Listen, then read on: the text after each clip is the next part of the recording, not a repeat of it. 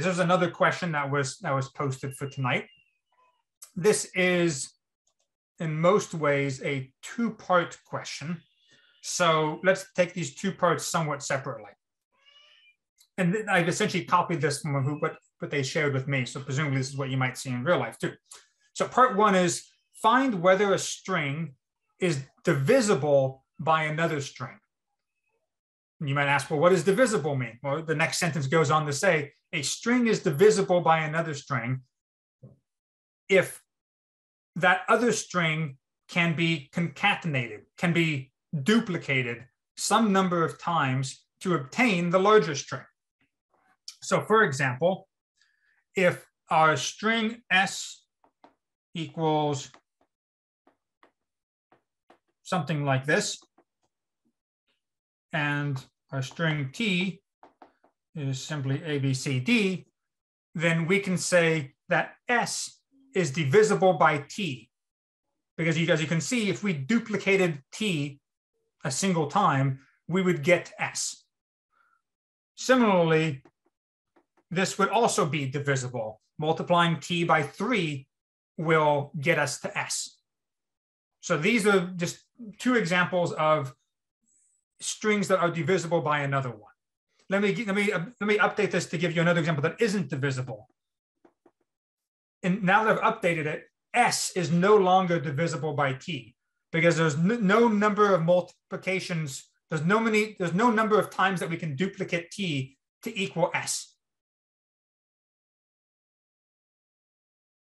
So that's part one of this problem. Part two says if S is divisible, so if it's divisible, find the smallest such string that can be concatenated some number of times to obtain both S and T. So let me go back here. Let's change this a little bit more. Let's add some more A, B, C, Ds on here. So what this second part is saying is of this string T, what is a substring that, if multiplied, would give us both T and S, or T or S if multiplied the appropriate number of times. So in this particular case, the substring is this right here, ABCD. ABCD times 2 is T, and ABCD times 4 is S.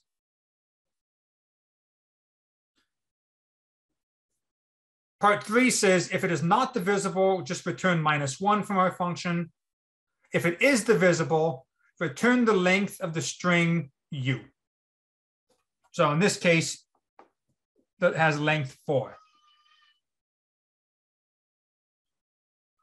So once again, I think this is an interesting question because either one of these questions could have been asked by itself. Part 1 or part 2 could have been a question in and of itself, but someone decided I'm going to make this extra challenging and put both of them together into a single problem. Any questions about this problem statement?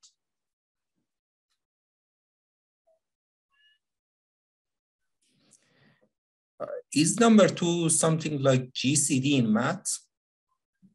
Greatest common divisor? Is it like greatest common divisor in what? I mean, the second one, U would be GCD for both strings, right? Yeah, that's probably a good way of thinking about it.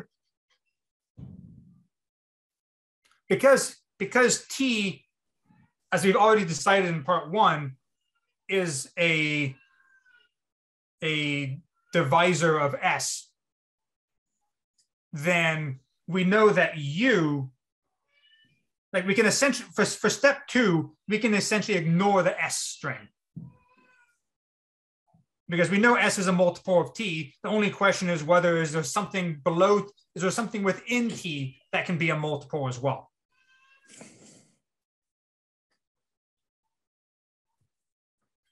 Any other questions about this problem?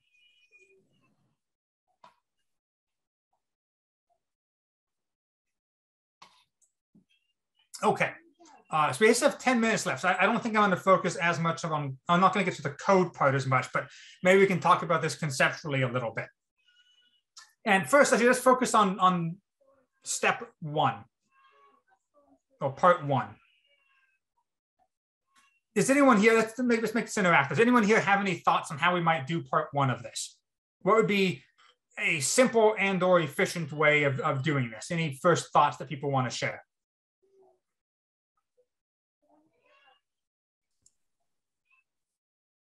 Well, one approach is that the length of S should be multiple of length T before doing it. If it's absolutely not, we shouldn't bother at all. Let's write up a little basic function prototype here. Car S.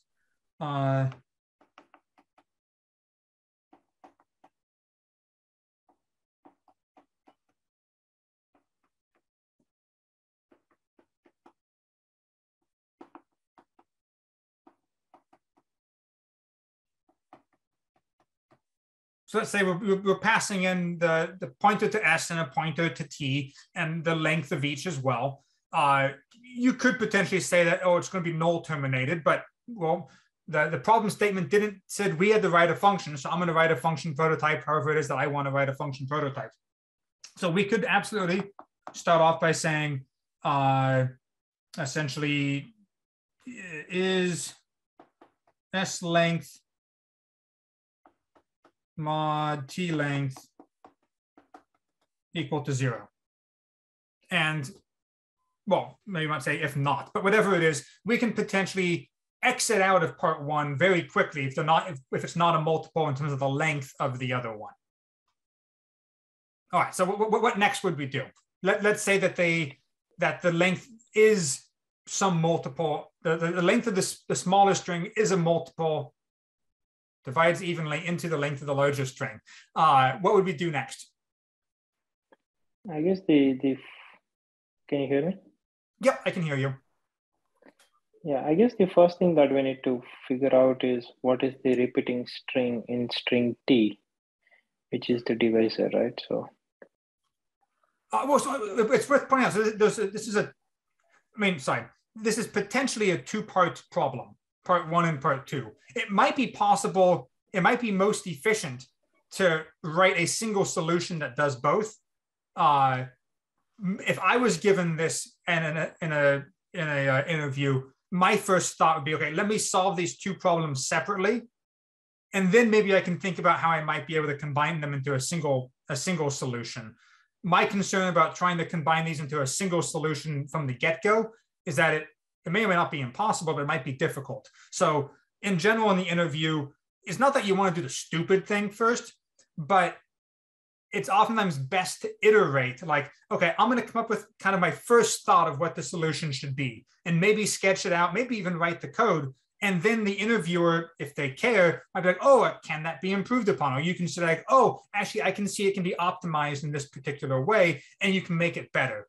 So in this case, I would shy away from trying to solve everything at once. Let's just focus on step one, because if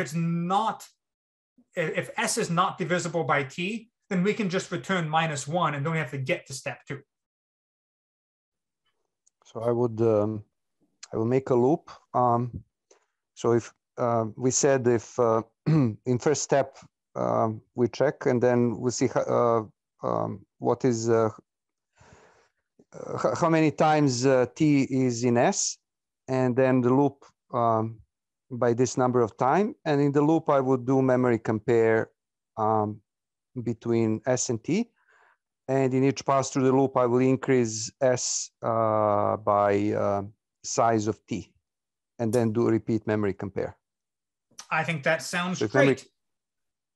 And if memory compare fails, then it's, yeah. Mm-hmm. Oh, yes, sorry, I think that is great. So just kind of say that another way, conceptually what we're going to end up doing, and correct me if I got this wrong from you, is on the first step, we're going to check, do these two match? Second step, do these two match? These ones match, so on down the line until we get to the end of T. And if those ones have all matched, then we're going to loop back to the beginning of T and continue moving on S. logically, I think that's what you were describing. Illogically. Except I would just use memory compare, which can compare like longer sequences of bytes rather than one by one. So you're saying let's compare all of these bytes using one mem compare with all of those bytes on the first round, let's say, and then compare all of these on the second round. Yes. Also, and then we would just update S advanced pointer in S to this second part. Yeah, absolutely. This is a fairly simple approach. And if we're doing it character by character, we can see that it's effectively O of N, N of the longer string. It's worth pointing out that mem compare is often implemented, not that it could potentially be optimized in some way, but is oftentimes implemented internally as just a for loop going byte by byte over the contents of whatever it is that you're doing. So mem compare may or may not be faster than doing it yourself byte by byte.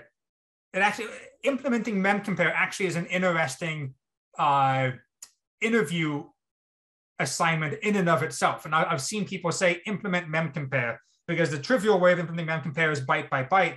But if you say, oh, if I'm trying to compare two things that are 4 bytes each, I can take advantage of the fact that my architecture can compare a 4-byte word to another 4-byte word and do that in one operation rather than 4 operations. But what if I'm given 5 bytes to compare? Well, I can do one 4-byte comparison and then one 1-byte comparison. But yes, and I think like, the reason I would use mem compare, usually I would go by assumption that it's optimized. Yep. Oh, absolutely. I'm just going into some of these details because I think they're interesting and because you may actually have to implement it yourself someday. And the one final thing with mem compare is that, yes, you can compare 4 bytes at a time, or maybe even 8 bytes at a time between two regions in memory. But generally speaking, your architecture requires that the memory be aligned. Like if you're gonna read 4 bytes of memory, it needs to be on a 4-byte alignment. Like if you take the address and divide it by 4, there better not be a remainder. So the implementation of mem compare ends up being potentially very complicated to support all of these potential cases, which is why sometimes in this particular case, I agree, using mem compare is faster. Almost certainly faster. But there are some cases where mem compare might be slower because it has all these if-elses in there. And if you know, based on the contents of whatever it is that you're doing, that is always going to have a particular characteristic in terms of the memory, it might be faster for you to essentially implement like a little mini mem compare that's specific to what you're doing. And it might ultimately be faster than using the official mem compare. Once again, in this particular case, official mem compare is probably faster. But I want to point out that because it's doing a lot of things that are in theory optimizations, but if they don't come to pass, then all they're doing is unnecessary checks. It might be faster to avoid. Okay, so that was step 1. Mostly straightforward. I think the average person would be able to like jump right on that and see that as a reasonable solution and see that as probably the optimal solution. Using mem compare in particular, that is. Step 2 is the one that's a little bit trickier. I think folks can probably see like a naive solution might be some sort of double or triple nested for loop that iterates through things multiple times to try and figure out whether or not something is a multiple of something else. But does anyone have any thoughts on, maybe before I get to that slide, on how we might do this?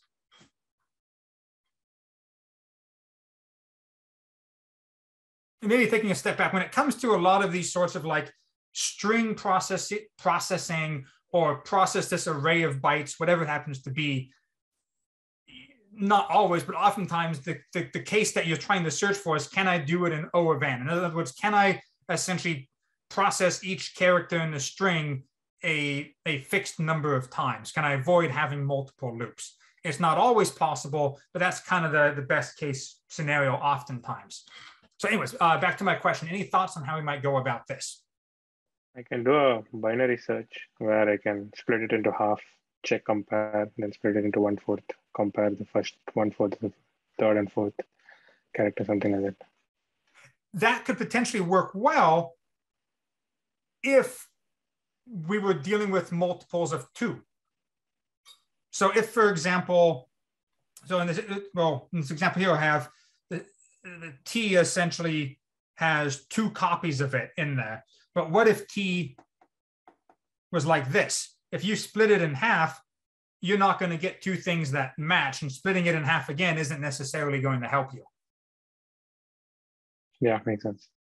So I like the way you're thinking, because oftentimes this sort of divide and conquer sort of solution is helpful. In this particular case, because of how the problem is described, you would need to divide it in half or thirds or fifths, or really every other, well, at least prime number going on forward from there. Okay, so because what if we use, sorry, how about if we use a frequency counter?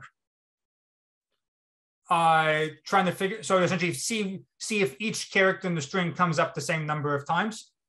Yes, if it and comes so let's, number of times, then basically whatever has that number is part of that string, right?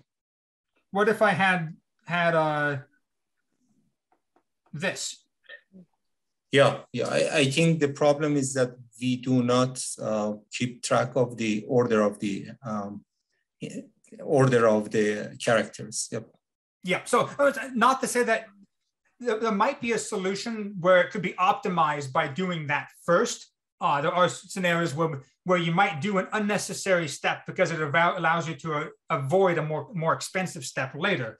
But let me kind of cut to the chase of a potential solution for this that can be done in linear time. So first, let me describe it to you.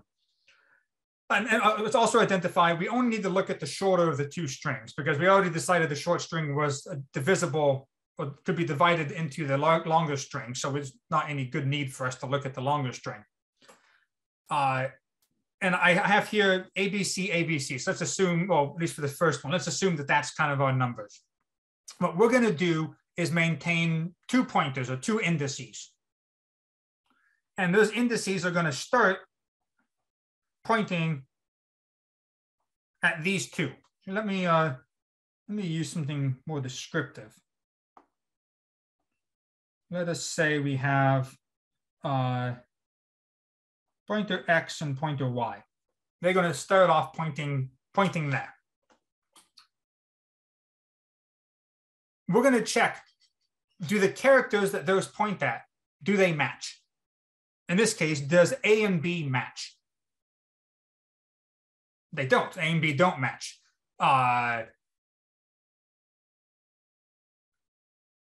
What we're going to then do is increment Y. We're going to move Y. Oops. There we go, eraser. We're going to move Y to here. Okay. Oh, and then we're going to store. We're going to keep this table up here to kind of keep track of what it is that's matched and what hasn't matched so far. And once this table is filled in, we can make use of it to figure out whether or not there was a duplicate. Okay, so in this case, we're going to compare A and C. A and C don't match.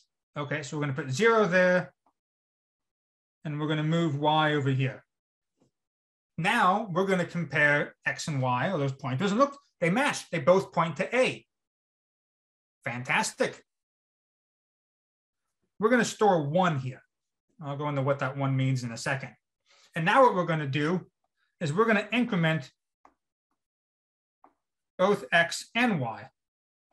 We're going to move X up to there and Y up to there. Move them, shift them both up by 1. And now we're going to check, okay, do they both match? And in this case, they do match. So we're going to keep track of essentially how many times have they matched in a row. They matched once last time. Now they're matching twice this time. So we're going to store 2 in this array. And then we're going to do the same thing again. We're going to shift X and Y over by 1. We're going to see they both match with C. And we're going to store 3 in this final entry in this table. So once we've entered everything in this table, now we have to ask the question. Well, now what we do is we look at whatever the final entry in this table is that an even divisor of the entire string length? In other words, is 6 mod 3 equals 0? If yes, then perfect. We have discovered that 3 is the number that we were looking for. 3 is the number of consecutive characters that is duplicated in this string.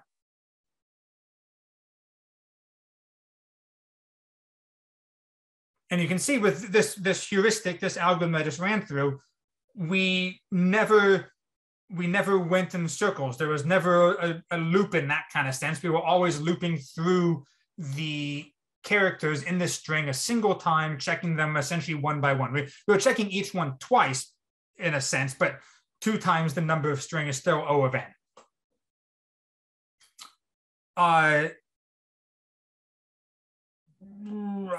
I'm not going to go through the other 2 examples I have here, but if we follow the same algorithm, which is if they match, we store a counter, and we store in each entry in that table how many times have they matched so far. And if they don't match, we either put a 0 if they've never matched before, or let's take the case of the second, it's already 8:05, okay. If they don't match, then we're going to store 1 below the last time they matched.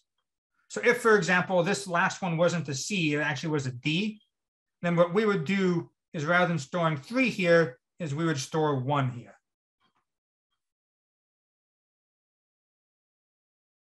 That becomes more pertinent if it doesn't match someplace in the middle. We can potentially talk about this more next Tuesday if people are actually interested in more of the C code and more of these examples. But I also don't want to take up people's time now since we're already over. But hopefully people understand that this is kind of a general algorithm that can progress through these in O of n time. And if we combine the first algorithm we talked about here to check whether or not one is divisible by the other one, if it is divisible, then we move on to this algorithm, which only requires a small array for bookkeeping, or an array of equal size to the strings for bookkeeping. And there's 2 pointers that we use to move along our array. We can then conclude either is there a multiple and what that multiple number is to return it, or if not, return -1 or whatever the appropriate value is. Once again, don't want to go into too much more detail at the moment. Definitely post for next Tuesday if you want to learn more about this, or if there's anything else we went over today you would like to go more into, or other variants of the question, feel free to pose it for next Tuesday. But any easy questions that we can answer right now in terms of confusion of this problem before we get going tonight? Glenn, one question. Is this some standard algorithm? Is this a standard algorithm? I mean, is this something that is out there, or it's something that you came up with?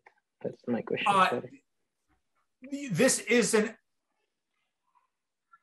how to best put this. When I first sat down to do this, I came up with a slight variant of this.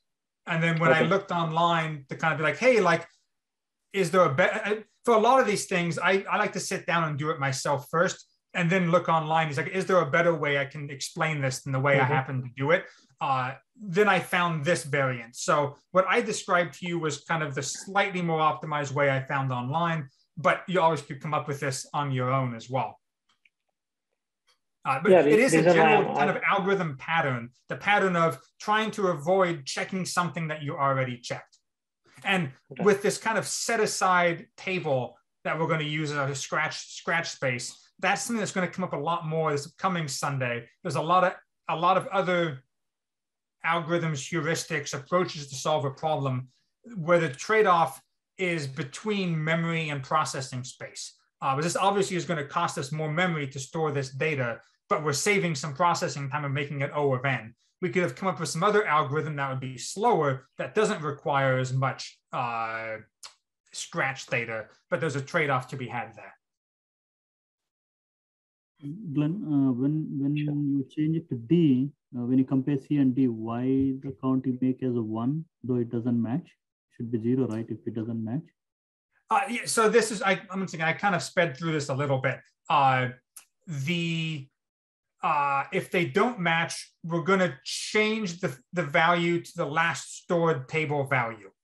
unless the last stored table value was 0, in which case we set it to 0. So if we never had a match before, we're going to set it to 0. But if we did have some matches just an iteration or two ago, then we're just going to decrement it.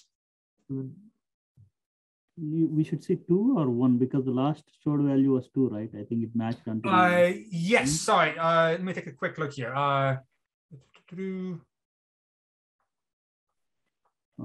Yes, sorry, you're absolutely right. So I did that. This is what I get when I start speeding through things at the end. That value should be 2. And also, like an example of sorry. Yeah.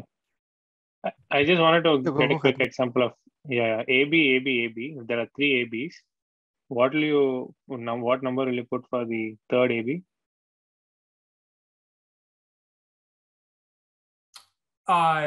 You know what? Let's actually take this as a topic for next sure. Tuesday. Sure. There's a couple other examples we could go through here, and yeah, I don't want to shortchange it by being quick and confusing, as I think I'm already starting to be. Sure, no problem. Yeah, we can do it next week. Thank you. Yeah, but definitely, once again, next week and this week, in terms of the Tuesday and the Thursday sessions, I kind of look as being an extension of each other. So we're going to obviously cover more topics this upcoming Sunday, but I'm happy everything in these 2 weeks definitely feed on each other. So everything we did Sunday and tonight can definitely come up as another topic next Tuesday. So feel free to take advantage of that. And similarly, if you posted a question that either I didn't get to or maybe I didn't get to adequately in your mind, definitely feel free to post it again, and we can dig into it further. So with that, thank you so much for sticking with me a couple minutes over. As I'm very much about being punctual, and I realize everyone's time is important, and I don't want to waste anyone's time unnecessarily or try and rush things and do a bad job. So hopefully we have plenty more time next week to cover these things. But thank you so much for sticking with me today.